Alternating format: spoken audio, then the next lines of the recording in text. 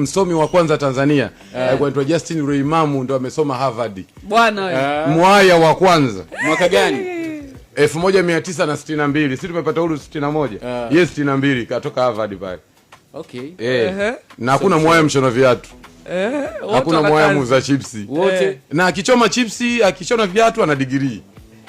Mmeelewa Ndio. Anafanya kama hobby. Anafanya kama hobby. Mshawahi kufika Bukoba? Tushawahi sana. Sasa sisi ndio katika Tanzania nzima ndio mkoa pekee kuna airport afu kuna shule.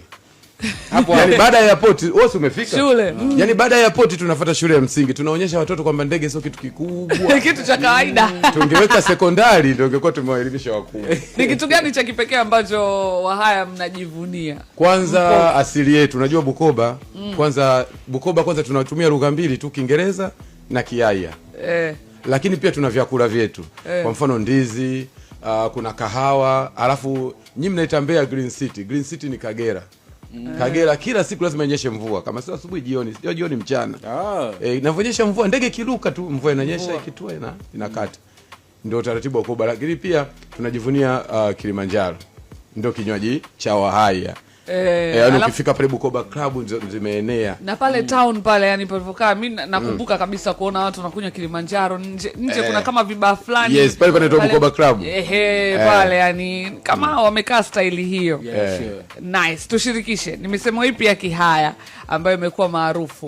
Unajua kuna misemo mingi, kwa mfano ukishasikia mtu anaitwa Omukama, yani kama mtoto wa kifarume, au mtu unaambiwa Murangira. Kioma. Yani mimi ukimuita mtu Murangira ni sasa umemfananisha na akili. Yani ni mtu mkubwa lidude fulani undefined, unajua? Na wewe ni nani? Mimi Murangira. Sasa mimi nitamsifia mtu mkubwa wakati mimi mdogo. Mkubwa kwa mkubwa. Jengine? Lakini kingine pia Bukoba tunajivunia pia tunalinda sana tamaduni zetu. Tunalinda tamaduni, na kama unavyojua Mwaya akiwepo sehemu lazima utajua huyu ni Mwaya. Na mimi nakumbuka ndio msanii wa kwanza kuiga Waya nikachukiwa. Lakini kumbe mimi ni Mwaya. Waliona kama na dhihaki.